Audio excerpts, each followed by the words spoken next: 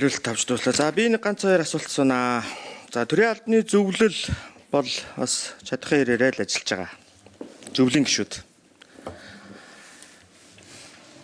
Зүгээр яг хууль тогтоомжийнхоо хязгаар өгөгдсөн боломж болцоогоор энэ төрийн албаны зөвлөл чигүүргийнхаа дагуу яг энэ чадамжтай ажиллаж чадж байгаа юу гэдэг. Нэгдүгээр асуулт. За энэ төрийн албаны улс төрчлөлт гэж нэг том асуудал байгаа. Дотроо хоёр ангилна. Томилгоо улс төрчлөлтгүй явагдаж чадж байгаа юу? Үйл ажиллагаа улс төрчлөлтгүй явагдаж чадж байгаа юу гэдэг асуудал. Түрүүн та мэрийн зарчим зарим тохиолдолд мөрдөгдөхгүй байгаа гэж хэллээ. Дунд дооджтондоо бол мэрийн зарчим мөрдөгдөж байгаа. Өдөрт галдан дээр очиод ирэхээр мөрдөгдөхөө очиж байгаа. Эний чинь дагаад тэр залуучуудын итгэл үнэмшил буурж байгаамаа. Би одоо төрийн албанд ажиллаж байгаа олон ах トゥ найз нөхдүүд байна. Өчнөө жил ажиллаад л мэрийн зарчмаа хараад л явж итэл гинтхэн гаднаас нэг хүн газрын дарга нь болоод ороод ирдэг. Тэгэхээр тэр чинь доод албан тушаалтнууд нь эрхэш хүн л юм байна. Тэгээд дургуйцлаа илэрхийлнэ шүү дээ. Ажлаа мэдгүй нөхөр дээр нь гарч ирээ чигүүр өгөө суучаар. Тэгээд итгэл үнэмшил суларж байгаа учраас одоо энэ залуучууд чинь төрийн албанаас гарч байгаа. Энэнийг дагсан дарамт хууль бус нөлөөлөл эргээд бид нар төрийн албан агчтай хамгаалж чаддаггүй шүү дээ. Баахан ажиллаар шахаж ажиллуулж чад.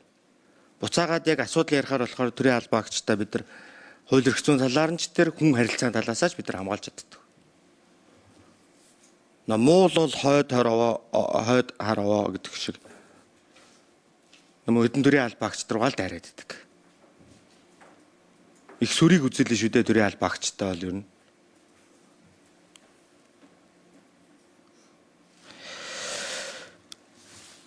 За тэр 26 оны хөгжлийн төлөвлөгөөнд тэр 9% буруу 9% цамхлыг би тухайн үед одоо протокол үлдээж эсэргүүцэж өгөх гэлээд. Нэгдүгээрт би ямар үндслээр эдийн засаг хөгжлийн яам яахаараа төрийн албаны цамхлыг оруулж иртийн гэж. Төрийн албаны зөвлөлөө санал аваагүй. Тэгээ энэ юу үзүүлж ийм нэхэр түрүүний ариун зай гишүүний хэлдэг тэр төрийн албаны зөвлөл шүдгүү гэдэг чинь энэ багхгүй. Зарим тохиолдолд төрийн албаны зөвлөл гүц засаглаа гуугаа явждаг. Их хурлын дэргэдэх байгууллага. Одоо би энэ хараа энэ одоо байгаль орчин уур амьсгалын өөрчлөлтийн сайдын бичиг энэ байна. Энэ гадаад иргэн яамных энэ байж байна. Энэ 9% та холбоотой. 3202 орон тооноос 9% буюу 285 орон тоог цомготгож Монгол Улсын их хурлын тогтоолыг хэрэгжилтийг хангасан болно. Үүн дотроос өдөрт халбан тушаалт 6. 262 нь энгийн байгаль хамгаалагчийг ажилласан чөлөөлсөн байгаа байхгүй. Энэ тэлтэй төрийн албаны зөвлөл ямар үнэлт дүгнэлт өгөх вэ? Энэ судалгааг ер нь хийсэн үү та нар? Энэ 262 хүний ард хэдэн амбул байгаа бол? Хэдэн оюутан хүүхдүүд байгаа бол?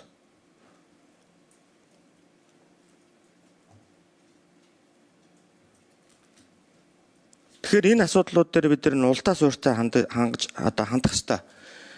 Ер нь энэ 17 онд батлагдсан хууль үнэлгээ хийгдсэн гэж би ойлгож байгаа. Хэрэгжилтийн үнэлгээ. Одоо манай зөвлөхөр гишүүн та удирдлагын академийн захирал байсан төрийн албаны чиглэл эрдэм шинжилгээ судалгааны ажлуудыг олноор хийсэн. Та энэ дээр манлайлал үзүүлэх хэрэгтэй.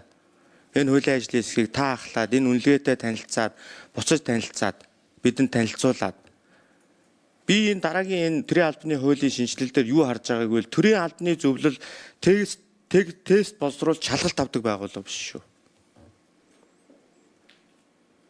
Их хурлын нэрийн өмнөөс гүйцэх засаглалын томилгоо сонгон шалгаруулалт энэ бүгдд нь хяналт тавьж хууль зөрчсөн дасан зогсоодог эрх бүхий байгууллага бол төрийн албаны зөвлөл байх хэрэгтэй.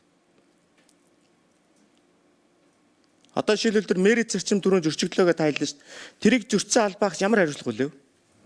Хуулийн чинь төрийн албаны хуулийн чинь мэрийн зарчимгээ заагаад өгсөн байна шүү дээ. Тэгтэл зөрчөө томилгоо хийсэн юм шүү дээ. Энэ дээр танах хариуцлага тооцох үндслэл чинь хууль эрх зүйн орчноор чинь та нарт байхгүй байхгүй.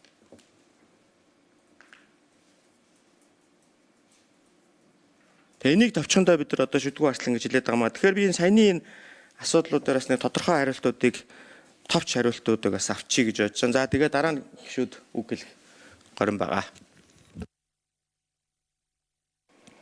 За баяртай дараагийн асуултанд хариулъя.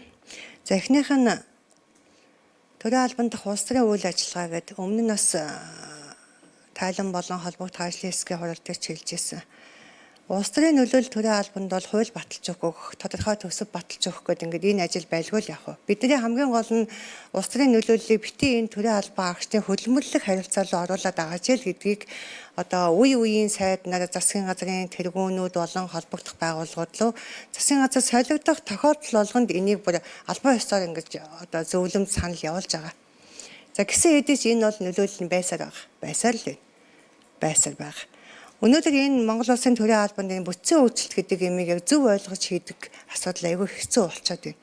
Бид нар энийг зөв талаас нь маш олон удаагийн одоо зөвлөмж өгөөд бүтцийн өөрчлөлт чи ийм шүү, хууль нь ийм шүү гэд хэлээд байгаа, бичээд байгаа, саналаа өгөөд байгаа хэдий ч зөвхөн нэг байгууллагын үйл ажиллагааны оронтойг жоохон өөр болгоод нэгжийн нэрийг өөр болгосныг бүтцийн өөрчлөлтгээл авч ирээд байгаа.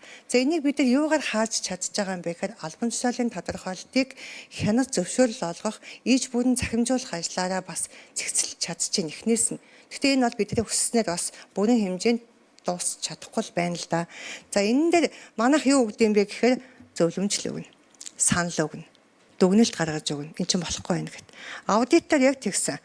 16 яамны аудитор меритийн зарчим алдагдсан байна гэдэг дээр бүх яамд болон засгийн газрын хэрэг хэлэх газар зөвлөмж хөргүүлсэн. Хугацаатай. За аудитын зөвлөмжийг заавал биелүүлэх ёстой. За энэ хугацаанд хэрвээ тэр зөрчил арилаагүй биелүүлээгүй бол манайх шууд албан ёсоор хэн шалгалтын ажлаа оруулаад гаргасан шийдвэрүүдийг хүчингү олгоно. Тэгэхээр хугацааны дотор бол тодорхой хэмжээний асуудлууд цэгцрэх болов гэж найдаж байгаа. За нөгөө талаас 9% бууруулалтан дээр таны хэлдэг зөв манайхаас санал аваагүй. Хэрвээ авсан бол бид нар энэ дээр бол бас шал өөр санал өгөх байлаа. Яаж 9%? Яагаад заавал 9%? Хэнийг ямар учраас гэдэг ингээд зөндөө олон асуултууд цаана үүснэ. За энэ дээр биднээс санал аваагүй хэдий ч манай одоо нэгдсэн тоо бүртгэлээр яхаарахгүй 5.9% гарчлаа. За тэгээд энэ ажилласаа гарч байгаа энэ шилжилт хөдөлгөөн их хийж байгаа дээр бол яг уу бид нар бол бодохдоо бүтцийн өөрчлөлтийн тоо маш давмгай гарч ирэх баг гэсэн чинь 716 баг.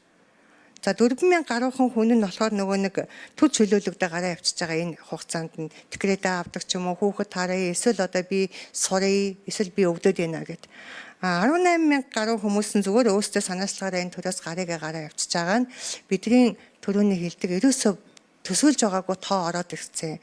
Энэ дээр одоо бүх талаас нь санхүү болон үйл ажиллагаа талаас нь нэлээд нарийн дүн шинжилгээ хийгээд явж байна. За энийг бас засгийн газарт албан ёсны ийм нөхцөл байдал үүсчлээ. Та нарын 9% бууруулалтын үйл ажиллагаа яг бодит байдал дээр зөв явахгүй байгаа юм байна гэдэг тийм санал дүгнэлтүүдийг бол өгсөн.